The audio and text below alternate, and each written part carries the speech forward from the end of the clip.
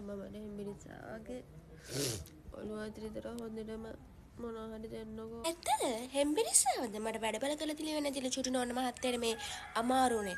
අනේ මේ අයිස්ක්‍රීම් ගිලිනකොට මම කිව්වා ඕක වෙයි කියලා. කොහෙද කින්දයක් ඇහුවද එල්ලා? හතරක් ගිලිලා රෝන්දේ ගහලා මහ පාන්දර වෙන නාලේ වල ඊට මන්දිර අයිස්ක්‍රීමුත් කාලා දැම්මට අසනීපයි කියන.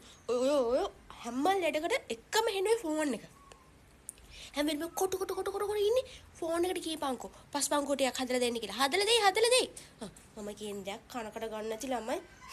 අපිට අසනීපයක් වුණාම අපි ඔහොම ඉන්න පැත්තකට වෙලා ඉන්නවද? අපිට අසනීපනේ වෙන මැරෙන්න මොහොතේ ළඟ වෙලා හිටියතිල අපි මේ ගෙදර තියෙන හැම වැඩපලක්ම කරලිවල අස්පස් කරලා තමයි වෙලා අපි මැරෙන්නේ. ඒකට මේක බලහන් කියලා. අසනීපයි. අම්මට වැඩපල කරලා දිනවනේ දෝනියෙන්ද මේ අසනීප වෙලා ඉන්නේ. අනේ මෙහෙමත් ළමයි.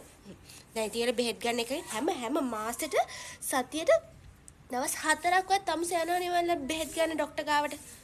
ඇයි ඉතින් මෙතන හම්බ කරලා තියෙනවනේ අරකටයි මේකටයි ඒකටයි කියන බොරුවට ලෙඩ හදාගෙන ලෙඩ වගා කරගෙන ඉවල්ල හැම වෙලෙම ඉර ડોක්ටර්ට පුදලෙන අර මනුස්සයා මහන්සිලා හම්බ කරන සල්ලි.